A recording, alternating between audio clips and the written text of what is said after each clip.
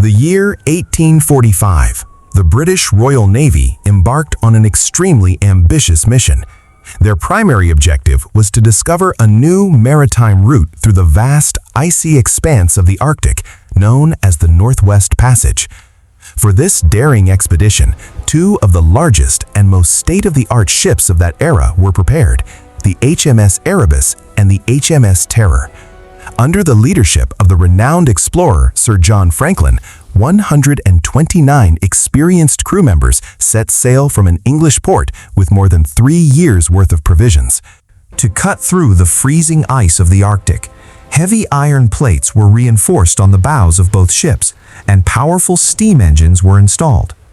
For the first few months, their voyage progressed smoothly.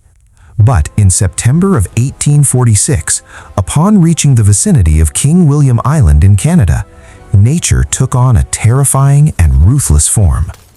The surrounding ocean waters suddenly froze solid, turning into a vast desert of ice.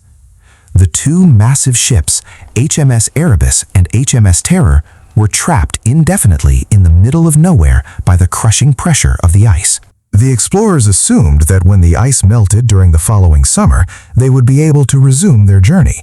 But in that formidable Arctic summer, temperatures failed to rise, and the ice refused to melt.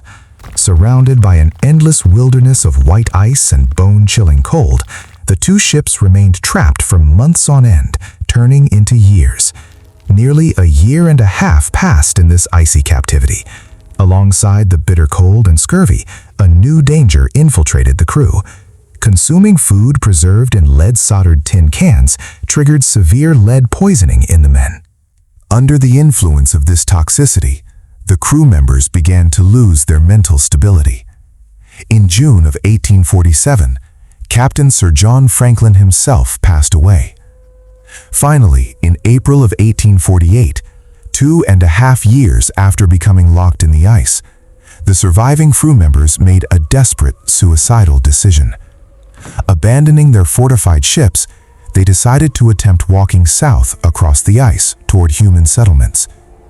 But trekking for miles across the terrifying Arctic blizzards and -40-degree temperatures without food supplies was nothing short of guaranteed death. Ravaged by hunger and extreme cold, the crew members began collapsing one by one along the way.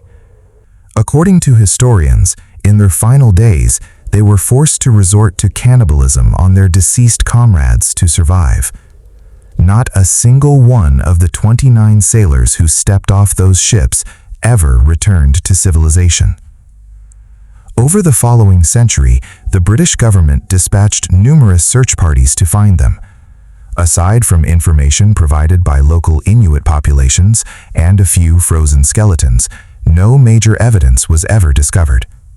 But the greatest mystery remained the two massive ships. The HMS Erebus and HMS Terror, left behind in the ice, seemed to have miraculously vanished from the face of the earth. A long 169 years later, using modern sonar technology, scientists discovered the two ships in 2014 and 2016, sitting remarkably intact in the freezing deep waters of the ocean.